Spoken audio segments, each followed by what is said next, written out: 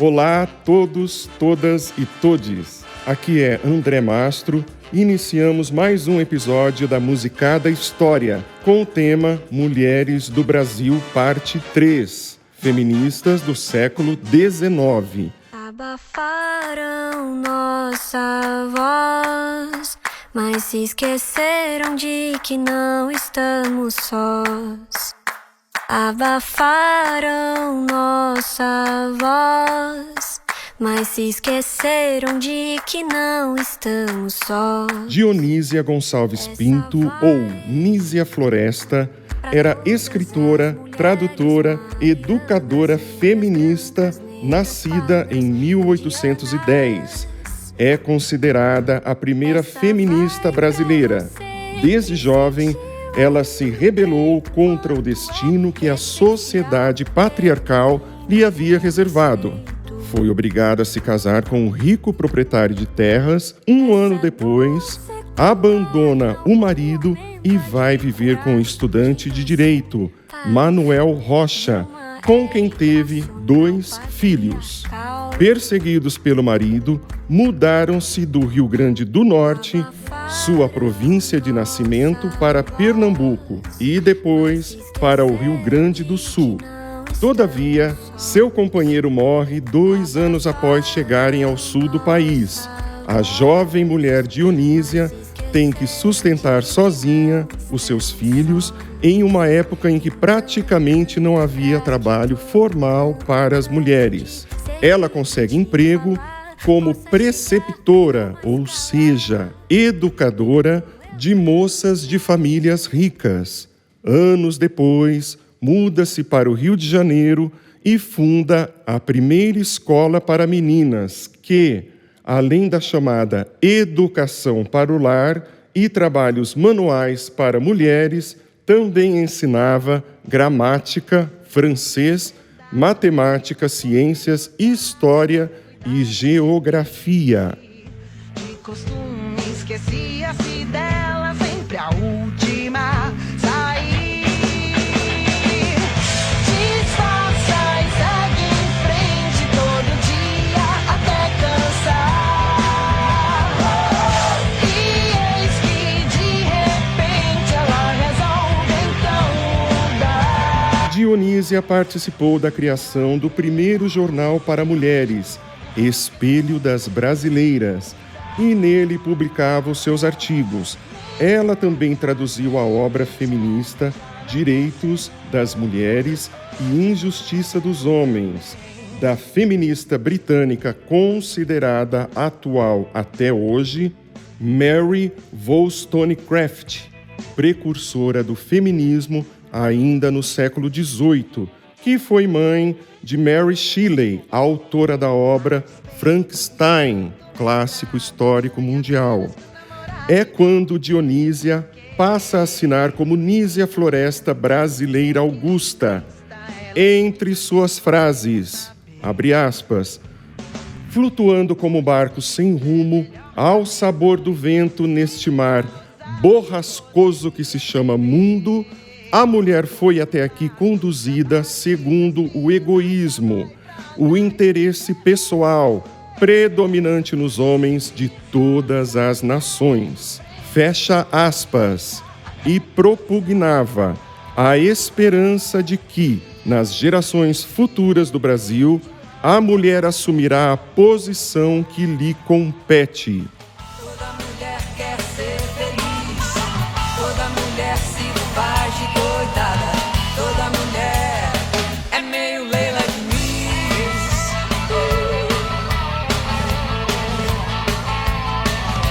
Garotas de Ipanema, meninas de Minas, loiras morenas, messalinas, santas sinistras, ministras malvadas e mel das evitas, beneditas, estupradas. Toda mulher quer ser amada, toda mulher quer ser feliz, toda mulher se faz de coitada, toda mulher é meio Leila Diniz. Nísia defendia o direito de as mulheres assumirem as mesmas profissões dos homens, direito à participação na política, podendo votar e ser votada, igualdade entre os sexos, libertação dos escravizados, liberdade de culto e sistema republicano. Foi uma grande conferencista, autora de diversos livros, como Conselhos à Minha Filha, A Lágrima de um Caeté. Ao final, na década de 1840, ela viaja para a Europa, mantendo intensa atividade intelectual, incluindo a produção da série de artigos A Emancipação da Mulher. Ela morre na França em 1855 e os seus restos mortais foram transladados para o Brasil. Desde 1948, Nísia Floresta é o nome do município cujo povoado ela nasceu, no Rio Grande do Norte. Que a memória dessa primeira feminista brasileira não seja apagada. Este louco mar será qualificada ela quem recusar. Segue receita tal, a receita cultural do marido da família, cuida da rotina. Só mesmo Nos tempos da monarquia, sempre que eram apresentadas propostas no sentido da emancipação feminina, senadores e deputados, todos homens, negavam o alargamento de direitos às mulheres, a começar pela educação, que era diferenciada para meninos e para meninas. No máximo, admitiam algumas concessões para que elas pudessem melhor servir aos homens. Para variar, em debate no Senado do Império, o senador Visconde de Cairu afirmava estes absurdos, abre aspas, o uso de razão é muito pouco desenvolvido para poderem aprender a praticar operações ulteriores e mais difíceis de aritmética e geometria, e vão lutar contra a natureza, fecha aspas. No que retrucava outro senador, Marquês de Caravelas, aparentemente mais condescendente. Abre aspas. O que importa é que elas sejam bem instruídas na economia da casa, para que o marido não se veja obrigado a entrar nos arranjos domésticos, distraindo-se dos seus negócios.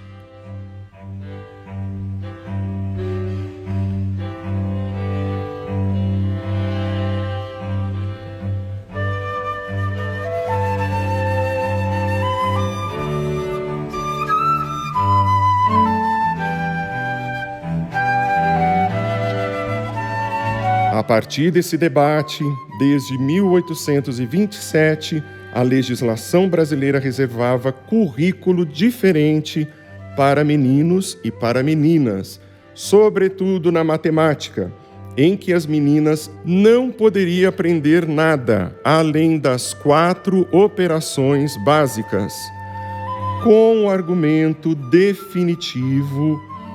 Olha que despropósito, alegavam a ausência de professoras que pudessem ensinar matemática mais complexa às meninas.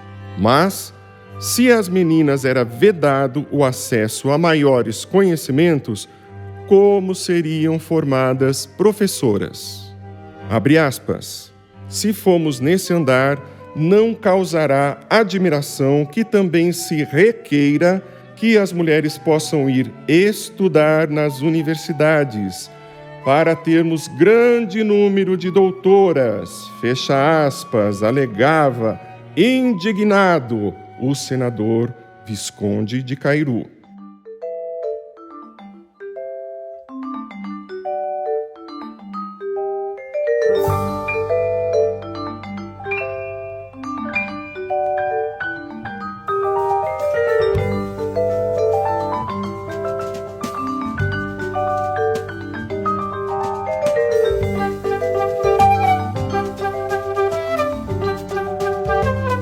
Passados quase 200 anos deste debate, em 2019, enquanto 15,1% dos homens com idade superior a 25 anos tinham diploma universitário, a quantidade de mulheres com nível superior completo já estava em 19,4%.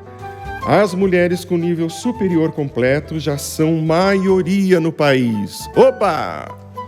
Também no dia 3 de maio de 2022, pela primeira vez em 105 anos de existência da Academia Brasileira de Ciências, uma cientista mulher é eleita para a presidência da instituição, Helena Nader. Com brilhante atuação política, a doutora Helena Nader publicou mais de 380 artigos nas mais prestigiadas revistas científicas do Brasil e do mundo. Também foi presidente da Sociedade Brasileira para o Progresso da Ciência, famosa SBPC, e é co-presidente da Rede Interamericana de Academias de Ciências, tendo recebido as mais importantes distinções acadêmicas. Na posse, ela declarou: "A sociedade brasileira que acredito é aquela que não mata sonhos e não aniquila a existência de ninguém, seja pela cor, pela raça, sexualidade, gênero ou crença."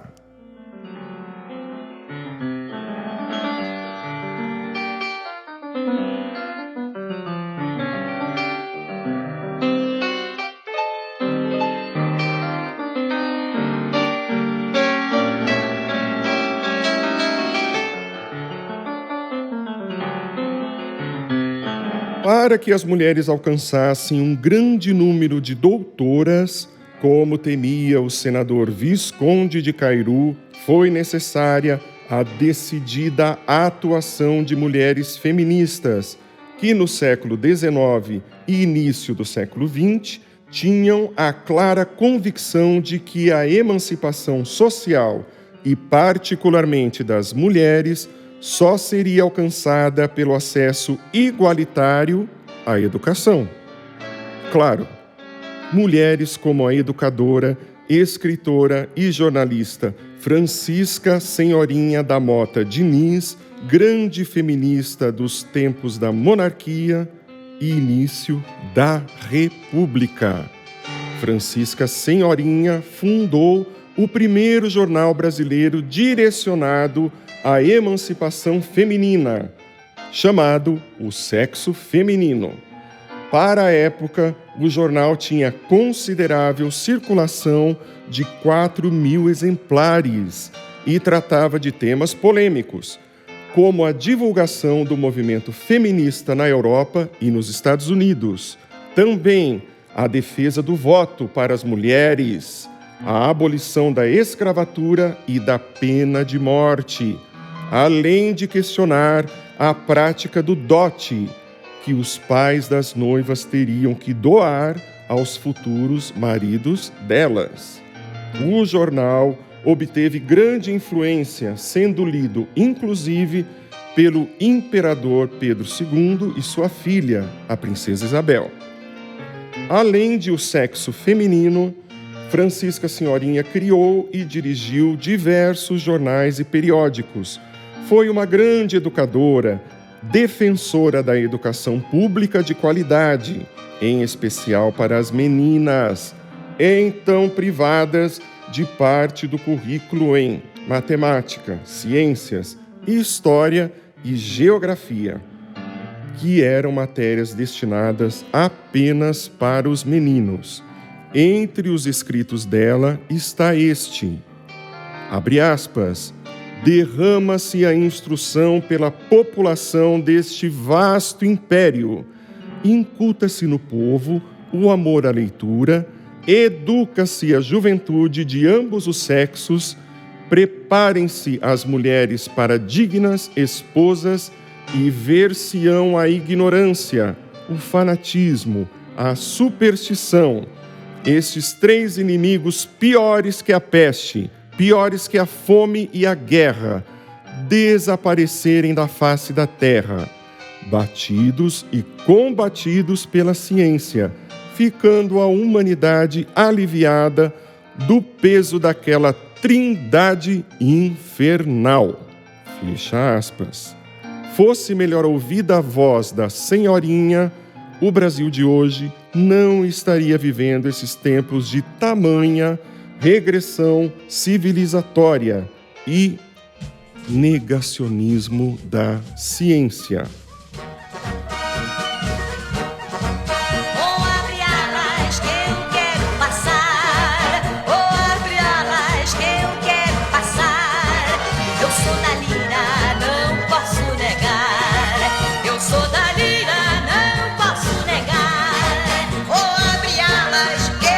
Chiquinha Gonzaga abriu alas, como nesta música, nesta composição dela que acabamos de ouvir. Chorinhos, operetas, polca brasileira, machixe, marchinhas de carnaval, valsas, tangos. Chiquinha Gonzaga marcou a música brasileira do final do século XIX e início do século XX. Ela foi a primeira maestrina brasileira e deu o tom.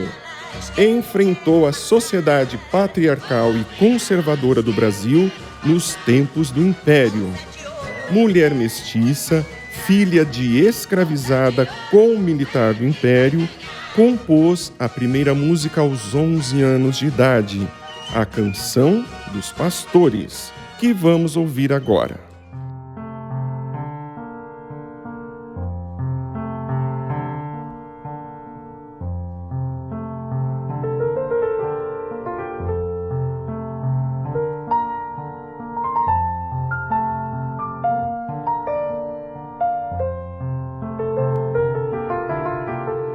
Obrigada a casar aos 16 anos com um homem 10 vezes mais velho, teve 3 filhos.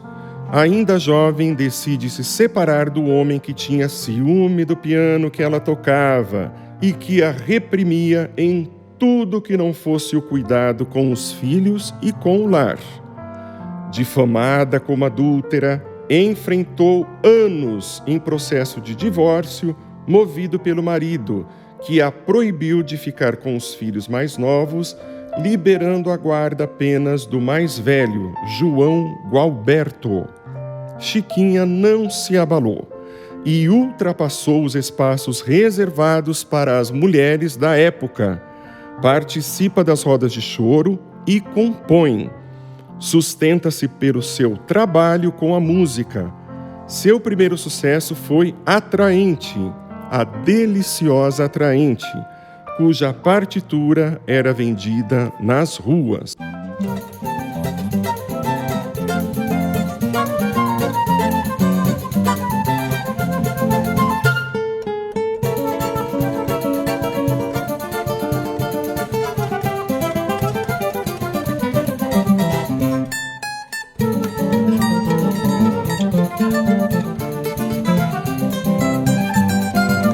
Mulher nacionalista, pioneira na música popular brasileira, dava nomes indígenas às suas composições. Timbira, Tamoio, Tupi, Tupã, Ari, Caimbim-Pará. Que coisa interessante. Também abraçou com afinco a causa da abolição. Quando o violão era considerado um instrumento musical de valor menor, regeu um recital de violões no Teatro Imperial São Pedro, no ano de 1889. À época, ela já era referenciada como maestrina, termo que passou a existir a partir dela, pois não havia palavra feminina para maestro. Chiquinha abriu alas com as suas atitudes pessoais. Casou-se e se separou de 2 maridos.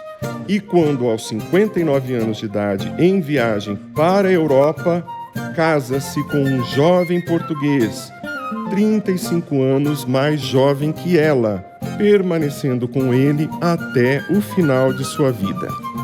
Chiquinha abriu alas também na defesa de causas sociais e libertárias.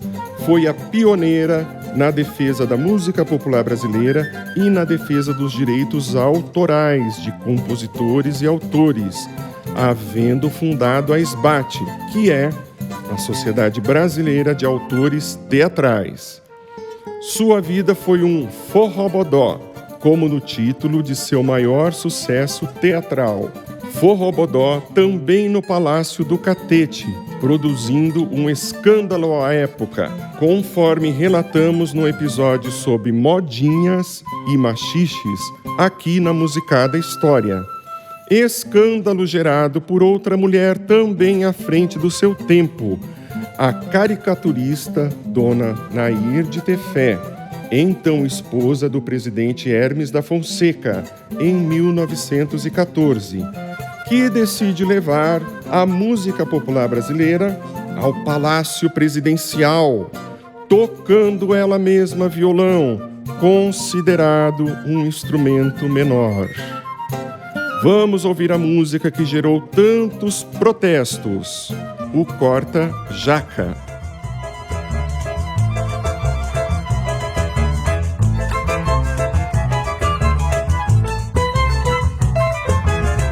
Neste mundo de misérias, quem impera é quem é mais folgazão.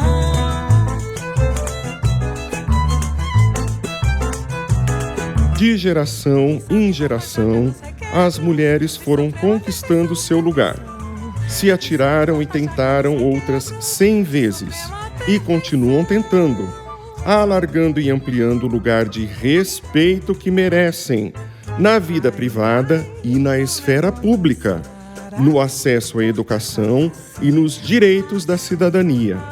Em um texto de 1919, intitulado Em que consiste o feminino, Berta Lutz sintetizava o pensamento das primeiras feministas brasileiras, abre aspas. O feminismo não procura, é claro, negar as diferenças psicológicas e fisiológicas entre o homem e a mulher, e reconhece a influência sobre as que, sendo verdadeiramente irredutíveis, devam ter relações individuais e sociais.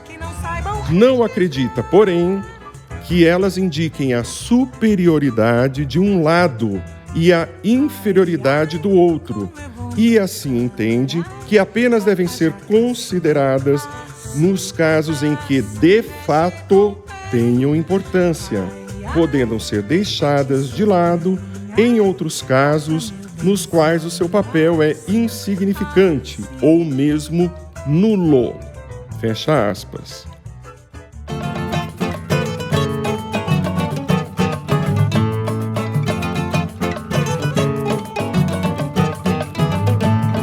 Eu te convido pra fazer um choro alegre, a tristeza que te abala, o diabo que carregue. A casa pode cair, o fogo pode queimar, a terra pode tremer, mas eu não posso parar. Eu te convido pra fazer um choro alegre, vem. Não vale a pena se esse lastimar, não vá perder o pique na virada. Pega o choro, se alucina, pega e bota pra rodar. Eu te convido pra fazer um choro alegre, a tristeza que te abala, o diabo que carregue. A casa pode cair, o fogo pode queimar, a terra pode tremer, mas eu não posso parar. Eu te convido pra fazer um choro alegre e vem. Não vale a pena se esse lastimar, não vá perder o pique na virada. Pega o choro, se alucina, pega e bota pra rodar. Eu te cutuco, não cutuco, eu te seguro, não seguro, eu não te deixo nunca mais escorregar. Se eu não te pego, não te prego, não me entrego, não sossego, eu te persigo até você se entregar. Não tenho como enquanto não te enfeitiçar, e não sossego enquanto não te envenenar. Não vá perder o pique na virada. Pega o choro, se alucina, pega e bota pra rodar. Eu te cutuco, não cutuco, eu te seguro, não seguro, eu não te deixo nunca mais escorregar. Se eu não te pego, não te prego, não me entrego, não sossego, eu te persigo até você se entregar. Não tenho calma enquanto não te enfeitiçar, e não sossego enquanto não te envenenar. Não vá perder o pique na virada. Pega o choro, se alucina, pega e bota pra rodar. Eu te convido pra fazer um choro alegre, a tristeza que te abala, o diabo que carregue. A casa pode cair, o fogo pode queimar, a terra pode tremer, mas eu não posso parar. Eu te convido pra fazer um choro alegre, vem, não vale a pena se esse lastimar. Não vai perder o pique na virada. Pega o choro, se alucina, pega e bota pra rodar. Eu te cutuco, não cutuco, eu te seguro, não seguro, eu não te deixo nunca mais escorregar. Se eu não te pego, não te prego, não me entrego, não sossego, eu te persigo até você se entregar. Não tenho calma enquanto não te enfeitiçar, e não sossego enquanto não te envenenar. Não vai perder o pique na virada. Pega o choro, se alucina, pega e bota pra rodar. Não vai perder o pique na virada. Pega o choro, se alucina, pega e bota pra rodar. Não vai perder o pique na virada. Pega o choro, se alucina, pega e bota pra rodar.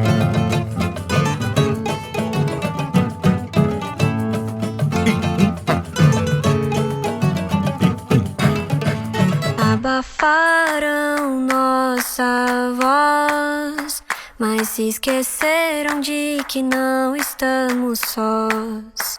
No próximo episódio, falaremos sobre as sufragistas brasileiras e sua luta pela conquista do voto feminino.